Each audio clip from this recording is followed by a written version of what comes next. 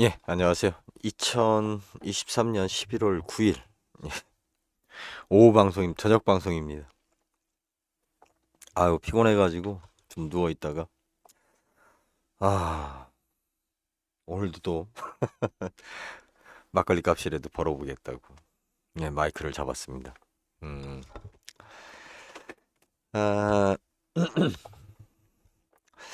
아까 기사를 보다 보니까 그 강남의 롯데타워에 있는 예, 오피스텔 그 이름도 이러 참 힘들어. 아이고, 왜 이렇게 이름을 시그니엘 레지던스. 예. 뭐 저 같은 촌놈은 참 발음하기도 힘들어요. 예, 익숙하지도 않고. 아, 시그니엘 레지던스. 예.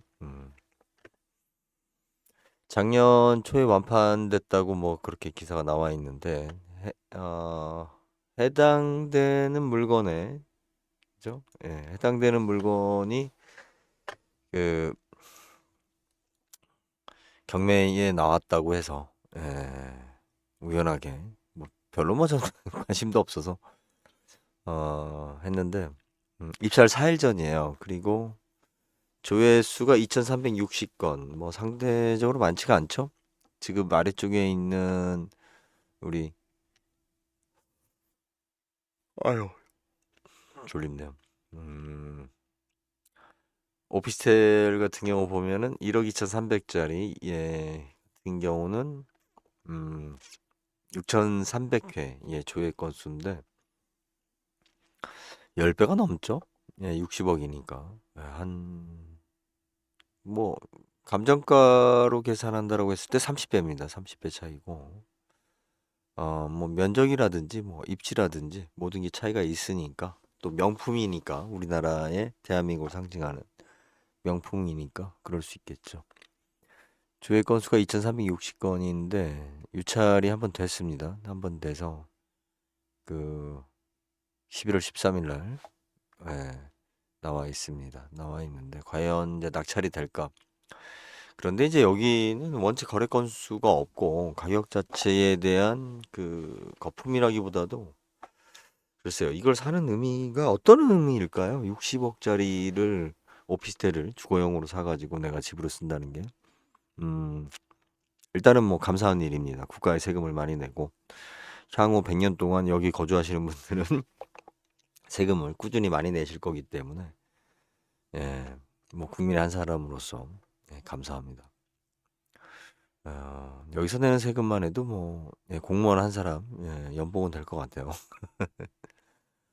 자, 뭐라건 뭐 다른 건 다 두고요. 제가 뭐 솔직히 말씀드려서 그 경매를 전문적으로 하는 사람들은 이제 경매에 관련된 내용들을 찾아서 그죠? 뭐 방송을 하거나 유튜브 방송이 그렇게 지금 많은 거 하지는 않은데 방송을 하거나 뭐 나름대로 기사를 쓰거나 또 이렇게 할 수가 있겠죠.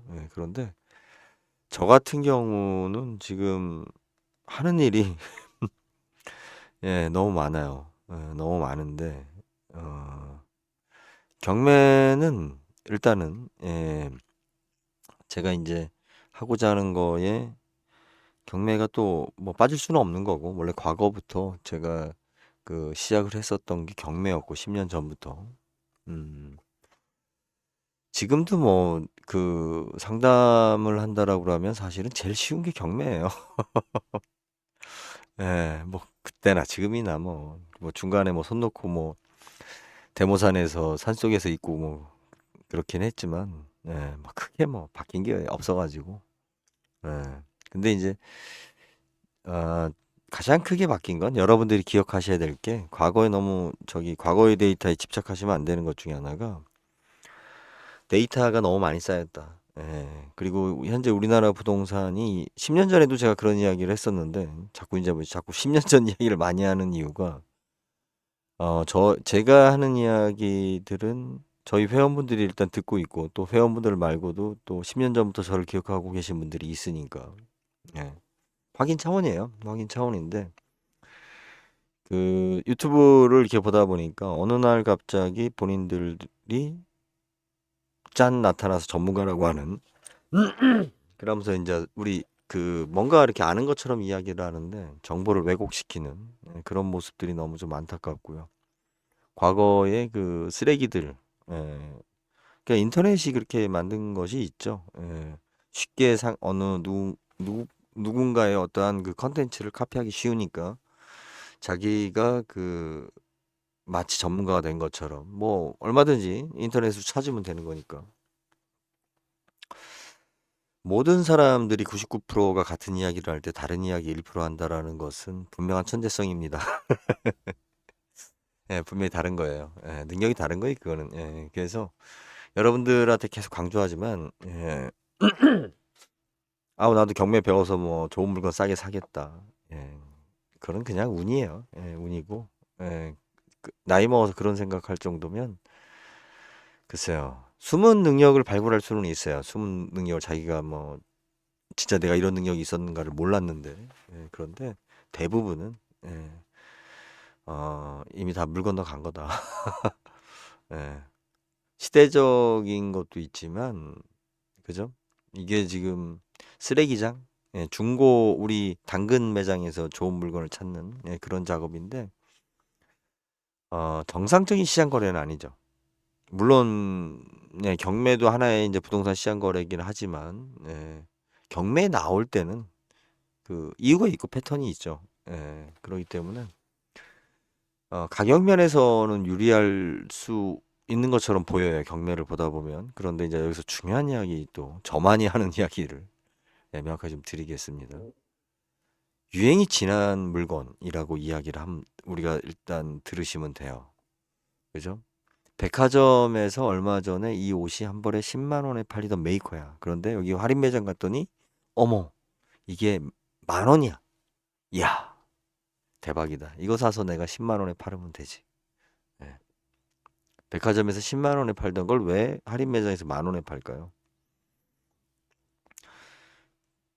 부동산은 사이클이 있다 보니까 이제 그것이 어느 정도 또 시간이 지나면 유행이 돌면서 다시 회복이 됩니다. 이게 시장에서 외면받다가 경매에서 싸게 먹었다가, 그죠?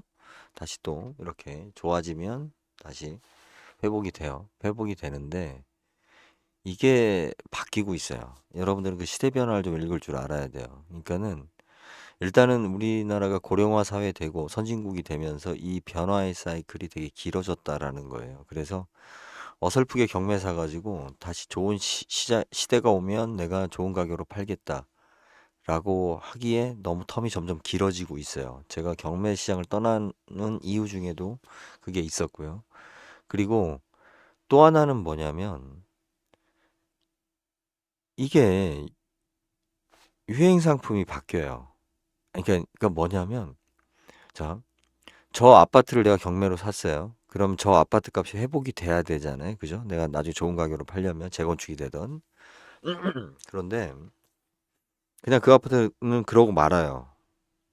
사람들이 이제 더 이상 그런 아파트를 안 찾아요. 대중들이. 그러니까 가격이 올라갈 기회가 안 와요. 그죠?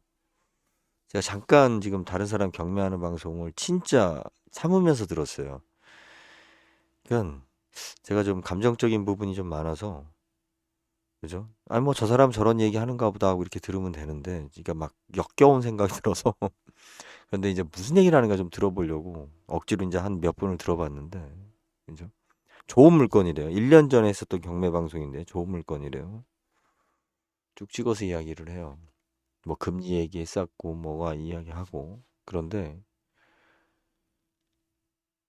예전에 IMF 때라든지 우리나라에 몇 가지 갑자기 있었던 리먼 브라더 사태라든지 제가 이제 어떻게 보면 그때 이제 경매 한참 할 때 날개를 달았을 시점인데 그런 시점 또 지금처럼 코로나 이후로 갑자기 이제 경기가 안 좋아져서 또 이제 경매 물건이 많이 나오는 시점 그런데 여러분들 아셔야 될 게 뭐냐면 IMF 때는 무조건 경매에 참여하는 것 자체가 대박이었어요.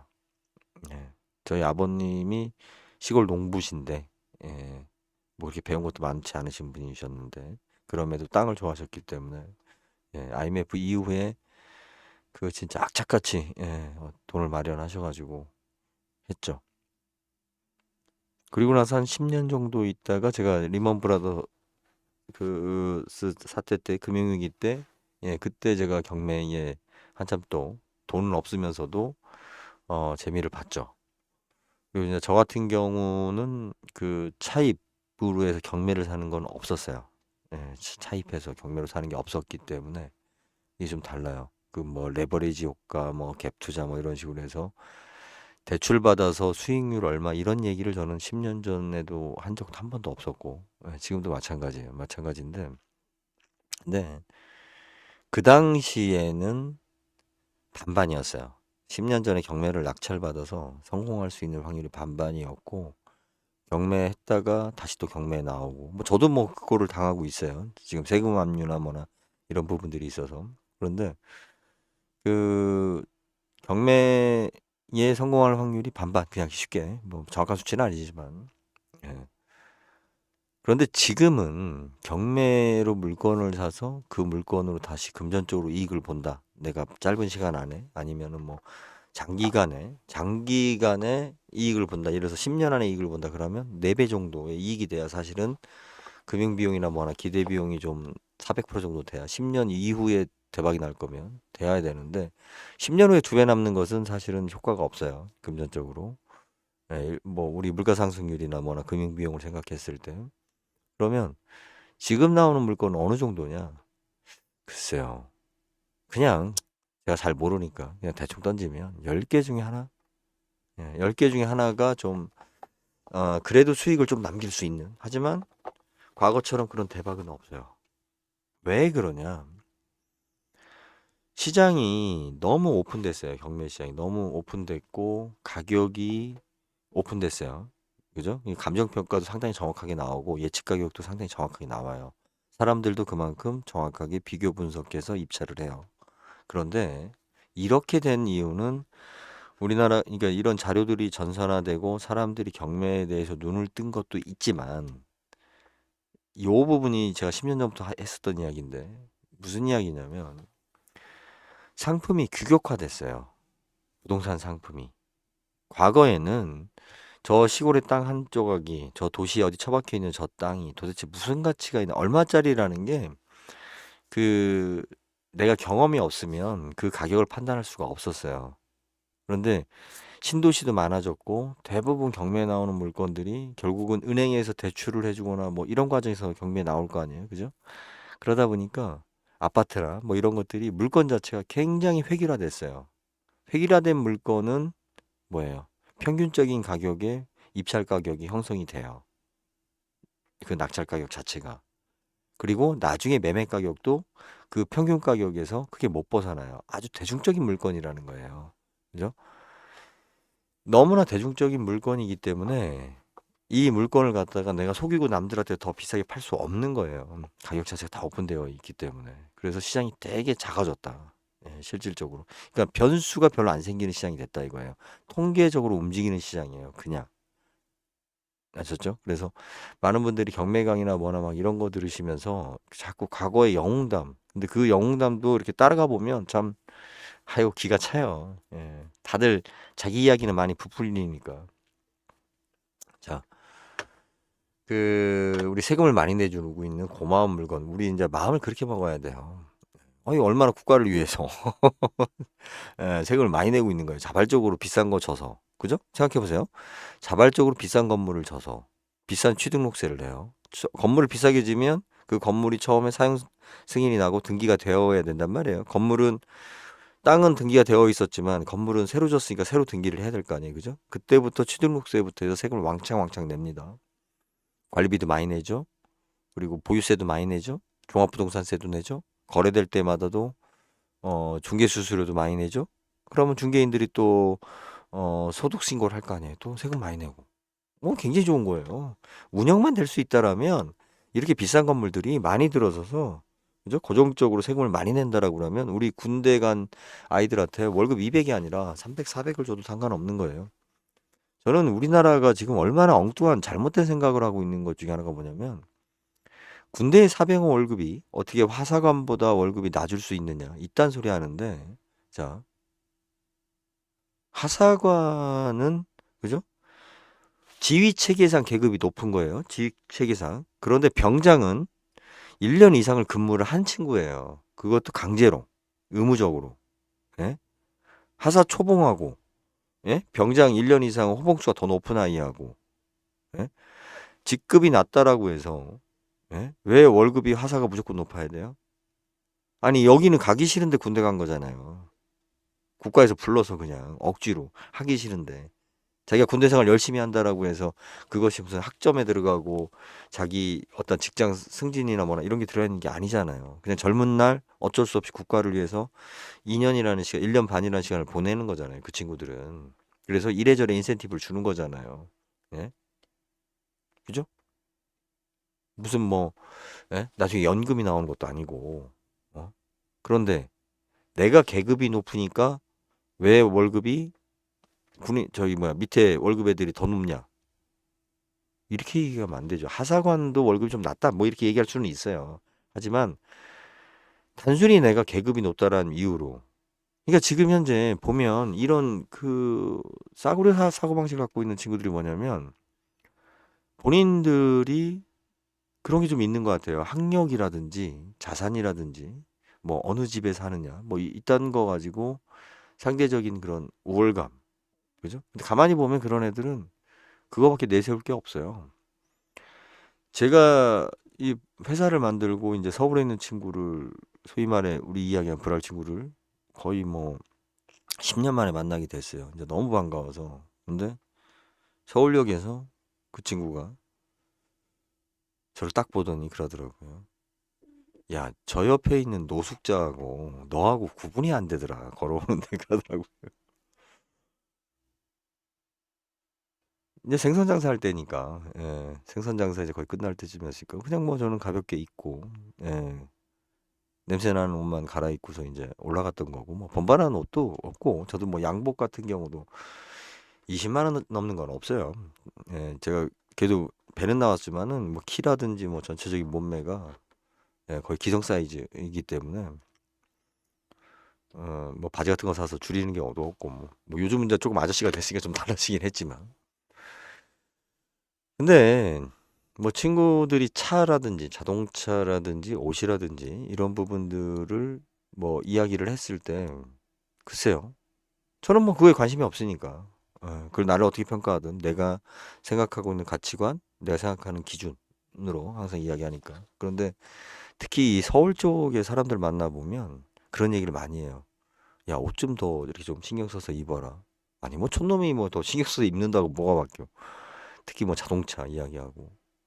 제가 만났던 쓰레기들 중에서도 저희 회사 일할 때도 차를, 예, 법인차를 어쩔 수 없이 차를 몇 대 운영했다가 이제 다 없애긴 했지만 제가 지금 가지고 있는 차들은 다 10년씩 넘은 차들이에요. 디지크로 만들기 전에 가지고 있었던 차부터 해서 그런 거에 돈을 써서 내가 이렇게 부자니까 있어 보이니까 그죠? 내 그 이렇게 뭐 사업이나 뭐나 이런 걸 상대방을 분위기로 설득시키려고 하는 좀 약간 돈 없는 사람을 상대로 그루밍 시키려고 하는 가스라이팅 시키려고 하는 이런 모습들. 예. 제가 이제 왜 그런 생각이 든 거냐면 지금 여기 오피스텔 물건이 나와 있는데 그 이 법인을 한번 봤어요. 봤는데 뭐 그렇게 규모가 큰 회사가 아니에요. 그냥 조그마한 뭐 저기 뭐야 분양 대행업 하는 업체인 것 같은데 아마 분양 대행업을 하다가 뭐 그런 일을 이쪽에서 맡아서 좀 하다가 분위기 휩쓸려서 여기서 뭐 분양을 하나 받았는지 뭐 모르겠어요. 대개 보면 분양 대행업이나 그 분양업을 하는 사람이 자기가 물건을 팔다 보면 자기가 사게 돼요. 네, 자기 매출이 되기도 하고 왜 그 소위 말해 직원가라는 게 있잖아요. 그죠? 그러면 우리 협력업체도 마찬가지예요. 협력업체들도 그 이런 큰 규모의 공사를 하게 되면 대물로 많이 받아요. 물건값을 대물로. 그리고 그 우선 그런 거죠. 예. 대물로 받고 또 그런 거예요. 야, 네가 사면 좀 싸게 빼줄게. 아니면 네가 이거 사면 여기 저기 막 일거리 줄게. 뭐 이런 식으로. 근데 그 관계는 모르겠어요. 그 관계는 모르겠는데 회사 규모로 봤을 때는 좀 그러지 않을까라는 짐작이 가요. 짐작이 가는데 어, 뭐 주다오름 이거는 7억에 지금 보증금이 들어있는데 이건 모르겠어요. 배당 순위가 있다. 그러면 언제 들어온 거야 이게? 등기부등본이 주다오름 뭔 배당 순위가 있어요? 아 이렇게 해서 배당 순위가 있다. 글쎄요. 앞에 농협이 뭐 근저당이 있는데 43억인데 농협이 예. 거래 금액은 57억이에요. 네. 그런데 되게 분양받을 때 법인에서 법인으로 넘어오는 물건들은 대개 보면 거의 강제, 반강제로 산 거예요. 그리고 거래 가격이 57억이면 되게 이제 이런 물건을 왜 받게 되냐면 그건 이제 공식적인 분양가잖아요. 그죠? 57억은. 57억은 분양가인데 여기는 또 뭐 분양가 상한제가 적용되는 것도 아니고 오피스텔이니까 자기네들 마음대로 가격을 매기는 거란 말이에요. 이거를 소비자가로 사는 사람들이 어 착한 거죠. 업체 입장에서는 뭐 고마운 거죠. 예. 분양가 상한제가 적용되지 않는 오피스텔에서 이렇게 이제 그 우리가 그 펜트하우스라든지 예, 면적이 그러니까 가격이 비싼 부분, 특히 상가 부분 예, 이런 것들은 분양가로 살 필요가 없어요. 예, 다 가서 딜을 하면 돼요. 딜을 하면 되고 또 대부분 뭐 여러 가지 거래 방법이 있으니까 예.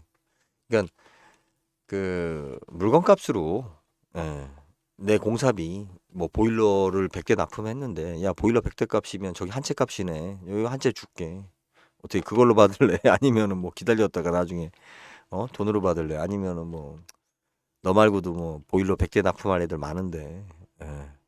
그럼 어떻게 해요 일은 하고 싶고 예, 그러니까 아니 제가 아는 형님이 IMF 끝나고 나서 보일러 한 200대인가 300대인가 넣었다가 예, 그렇게 당한 적이 있어요. IMF 때. 되게 건실한 기업이었는데 굉장히 힘들어했어요. 그 후로 얼마 안 돼서 아버님이 돌아가시긴 했는데 제 주변의 친구들은 알죠. 누구 얘기하는 건가? 예. 근데 원체 뭐 근면을 하신 분이어가지고 예, 지금 뭐 잘 살고 계세요. 아직도 보일러 하시면서. 근데 자 거래가액이 이렇게 잡혔다라고 해서 이것이 정상적인 거래가라고 항상 믿지 마세요. 액수가 큰 거는 다 비자금 만들기 위해서 예. 아무튼 이렇게 됐습니다. 됐는데 농협에서는 43억 8,300 예, 그렇게 되어 있죠. 그런데 이제 우리가 보면 가압류가 2022년 5월 9일에 들어와요. 그러니까 소유권 이전을 하자마자 그죠? 근로복지공단에서 크지도 않는 860만 원에 대한 가압류가 바로 들어와요. 거의 3개월 만에. 예? 뭐죠? 어. 사자마자 전세를 줬겠죠. 7억을. 예. 이게. 그러면 요 갭이 며칠 차이예요? 한 5일? 예, 5일이니까 제가 봤을 때는 예, 이 가격이 이 회사에서 남은 가격이 아닌가 싶어요. 예, 농협 돈으로 사고, 농협 돈으로 사고, 아니면 뭐 요걸로 뭐 차익을 냈을 수 있겠죠. 이 매수 가격에 대한 요 차익을 농협에서는 뭐 한 40억 대출해 준 것 같고, 예, 가격은 이제 57억을 썼어도, 예. 그렇지 않으면 이 작은 회사가 과연 여기를 왜 샀을까? 예? 얼마 안 가서 바로 5월달, 6월달에서 바로 가압류가 들어오고 뭐 이런 상황인데 1년 만에 그래서 영끌 했다고 하는 사람들 뭐 영끌해서 아파트를 많이 샀다 뭐 요즘 그런 기사가 많이 나오는데 진짜 영끌이 많을까 싶은 생각이 들어요. 솔직히 좀 왜 그러냐면은 이게 액수가 커지면 일반 젊은 직장인들은 단순히 영끌로 그 금액을 해결할 수 없어요. 그래서 어찌 됐든 여기도 보면 6억 근저당 뭐 이렇게 그 후에도 전세권 설정은 근저당을 쭉 여기까지 했죠. 4억, 6억, 2억, 10억, 12억, 19억. 어이구야. 여러분 생각해 보세요. 내가 이렇게 최고의 대한민국 최고의 마천루라고 하는 롯데타워 뭐 시그니 뭐 어쩌고저쩌고 하는 자, 이런 데에 집을 샀어요. 자랑하기 좋죠. 야 이거 내 사업할 입장에서 이거 소유하고 있다고. 그리고 나서 그 후에 근저당하면서 뭐예요? 여기 기사 나올 때마다 예? 가격을 얼마 한다, 얼마 한다. 왜 이게 이런 사람들이 아파트 값이나 부동산 값을 호가를 높이는 주범들이에요. 예. 그래야만이 또 자기가 진짜 그렇게 거래되어야만이 자기가 그 빚을 털 수 있으니까. 예. 그래서 우리가 생각하기엔 부자가 많은 것 같은데 부자인 척 하는 사람들이 많은 거고요. 예. 진짜 부자는 또 그렇게 많지도 않습니다. 예. 다 그리고 웬만큼 부자가 아니고서는 부자들 본인들도 자기가 부자라고 생각하지 않아요. 음. 여러분들이 글쎄요. 그래서 지금 아무튼 요거는 보십시오. 이게 지금 48억인데 그죠? 입찰자가 있을까요? 뭐 있을 수도 있겠죠. 예. 지금 20%나 감정가에서 지금 빠진 가격이니까. 예. 근데 우리가 이제 이걸 가지고 이제 뭘 알 수 있냐면요. 가만 있어보자. 이게 아유 제가 죄송합니다. 이게 지금 여기 메뉴를 여기다 넣었구나. 좋게 잘 개선을 했는데 제가 지금 자꾸 잊어버려요. 예. 야, 다시 뭘 누르는 거야? 등록하기. 야, 등록하기 눌렀잖아. 뭐가 오류가 발생했어? 그래, 등록이 됐든 안 됐든 뭐. 나중에 생각나면 보는 거고 아니면 말고. 예. 뭐 46층 4610호. 예. 대개 보면은 이제 우리가 대물로 돈을 받을 때 제가 봤을 때는 제 개인적인 생각이지만 대물로 받은 것 같아요. 롯데로부터. 그 롯데가 또 저지랄 잘해요. 예. 저 건물 지을 때 왜 저게 분양이 일단은 기본적으로 몇 차례도 분양을 하고 가냐면 현금 결제 안 해요. 현금 결제 안 하고 너 이거 이런 일거리 줄 테니까. 예. 네가 그죠? 이거 비싼 거야. 비싼 거니까 줄 테니까 이거 받고 네가 팔아서 나중에 너 돈 더 비싸 오르면 또 더 비싸게 팔 수도 있잖아. 뭐 옛날 타워 팰리스 얘기하면서 예. 그래서 다 저런 식으로 그리고 또 이제 저렇게 대물로 받은 사람들이 또 자기 지인들 끌어들여서 뭐 팔아야 되니까 그죠? 예. 마치 우리 전자제품 안 팔리면 직원들한테 임원진들한테 강매하듯이 여기 납품업체들이 이 공사 현장에 들어왔었던 어느 정도 규모 되는 업체들은 다 한 채씩 분양 받았어야 돼요. 안 그러면 공사 안 준다니까. 네. 또 그 공사를 한다고 해야 내 실적이 생기고 이러니까 다 그렇게 엮여서 들어가고 그렇게 엮여서 연예인들도 들어가고 연예인들 들어가는 경우가 그런 식이에요. 야, 너 내가 저번에 이렇게 해가지고 너 광고도 수주해주고 뭐도 하고 뭐고 했는데 형님 동생 하는데 야 이거 사면 너 집 필요하다며 요즘 잘 나간다며 한 채 사라. 또 그런 게 있어요? 야 내가 아마 또 아는 사이인데 어떻게 회장님한테 얘기해가지고 싸게 이렇게 해줄게. 그게 진짜 싼 건가? 자, 쓸데기 없는 얘기 했고요. 뭐 재밌었으면 좋겠습니다. 뭐 제 나름대로는 이게 지금 대본 없는 준비 없는 얘기를 좀 하다 보니까 사실은 오늘 거의 지금 와서 쓰러져 있다가 오늘 회원들 주식그룹 업무 보고를 한다고 그랬었는데 못하고 쓰러져 있다가 갑자기 눈 떠서 지금 하는 거예요. 업무 보고는 안 하고. 자, 여러분들이 이거를 통해서 지금 보셔야 될 게 뭐냐면요. 이 낙찰 가격하고 평수를 보세요. 예, 평수 보시고 45평입니다. 그런데 우리가 저기하고는 좀 차이가 있죠. 아파트하고는. 아파트는 베란다 면적이 그 전용 면적으로 안 들어가요. 예, 서비스 면적으로 들어가기 때문에 베란다 면적이 이제 한 5평 정도? 경우에 따라서 좀 차이가 있는데 그리고 이제 예전에 지어진 그 오피스텔은 그 뭐예요? 건물 중심선으로 기준으로 해주니까 건물벽이 두꺼우면 실내 면적이 적어요. 분양 면적보다. 그런데 이게 이제 아파트니 뭐니 이제 자꾸 혼돈이 있고 사람들한테 문제가 되니까 안목지수라고 그래서 우리가 그래서 건물벽 빼고 실제 건물 안에 내부 면적으로 이제 분양 면적을 이야기하는데 음, 자, 이게 45평짜리가 얼마에 낙찰이 되느냐. 그죠? 만약에 48억에 낙찰된다면 우리가 이 평당 얼마야? 1억 천, 1억 2천이겠죠. 평당. 그죠? 그러면 이거보다 비싸기를 바란다라면 아니면 이거보다 오르기를 바라거나 예. 이거보다 더 좋다라고 우겨서 더 받을 수 있는 집은 없는 거잖아요. 물론 오피스텔이 관리비나 뭐나 이런 게 이제 또 마이너스 요소가 되긴 한다고 하더라도 어차피 뭐 생계형 주택은 아니니까. 예. 그러면 우리 한번 생각해 보셔야 돼요. 롯데에 송파구에 있는 롯데타워에 있는 최고급 오피스텔이 48억에 낙찰이 됐다. 그럼 평당 1억이 좀 넘는 건데 다른 지역의 아파트나 오피스텔을 갖다가 평당 1억 이상을 기대한다? 안 되는 거죠. 안 되는 거잖아요. 이게 상대적으로 그 기준을 잡아야 될 거 아니에요. 그런데도 된다고 우기는 데가 하나 있어요. 대구 수성구. 예, 유독히 심해요. 그 동네 언니들이. 근데 그런 것들이 그런 믿음이 또 허상이 그 지역의 활력인 것 같아요. 제가 봤을 때는 화이팅이 좋잖아요. 거기는 꿋꿋해요.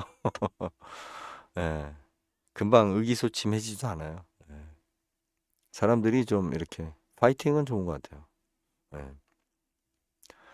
자, 그리고 이제 그 다른 오피스텔 좀 싼 거, 어차피 이야기한 김에, 요 관심도가 높으니까 1억 2,352만 원. 예. 자, 이거는 이제 매각 불허가 결정이 났네요. 2003년 4월 24일 날.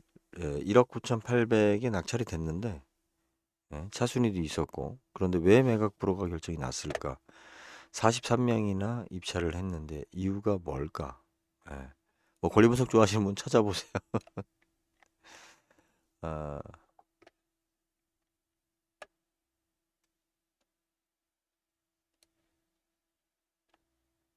유치권 신고가 있네요. 예. 근저당 있고 채권금이 1억 4천이고 가압류 있고 강제경매 1억 5,600이고 예.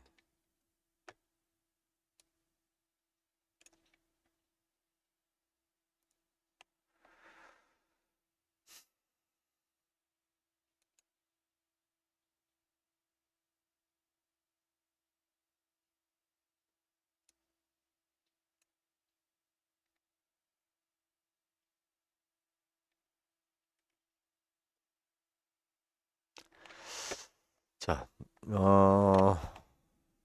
뭐 권리 분석을 재방송을 통해서 그 배울 게 있으려나요? 저는 뭐 권리 분석에 대해서 여러분들한테 뭐 별로 예,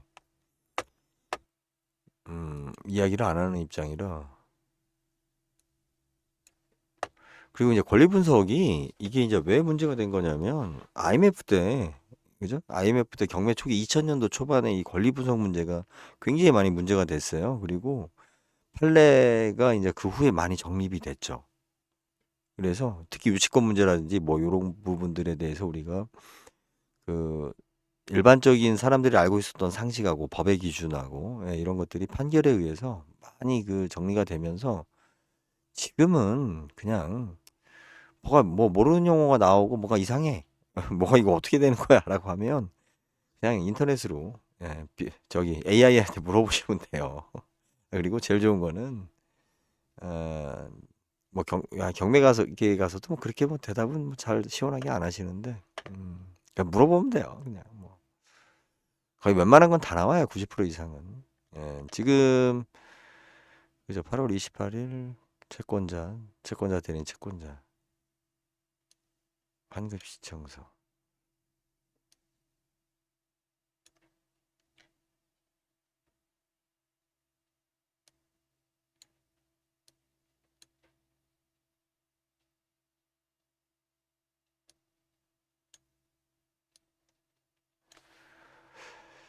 지금 현재 여기 보면 매각 불허가 신청서를 그 채권자 보정서 제출 이제 지금 낙찰 받자마자 매각 불허가 신청서를 제출했고 그죠? 채무자 겸 소유자가 받고 매각 불허가 신청서 제출했고 그죠? 예.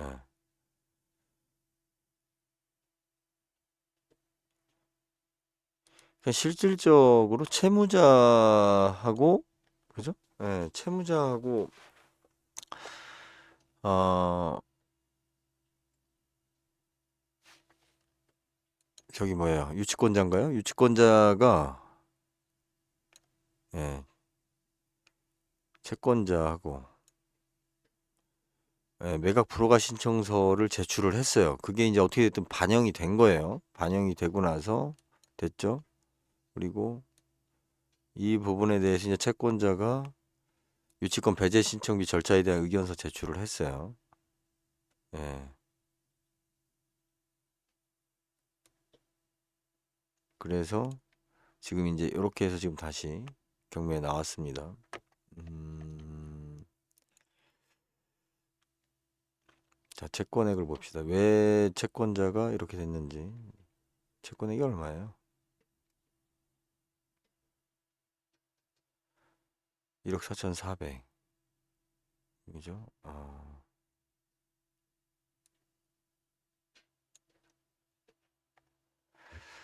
이게 지금 현재 거기에 대한 그 좀 채권자가, 예, 우리은행에서 뭐 저기 낸 것 같지는 않고 임장희 씨가, 예, 낸 것 같아요. 왜 그러냐면 현재 가격에 낙찰이 됐을 때, 그죠? 예, 자기가 받는 금액이 얼마 안 돼요. 예, 얼마 안 되는데 유치권에 의해서 뭐 문제가 있는지 뭐 했는지 하여튼 뭐 서로가, 예, 뭐 부분이 있었는가 보죠. 좀 자세히 좀, 어, 그죠? 임장희 씨가 배제 신청서를 접수했죠. 예.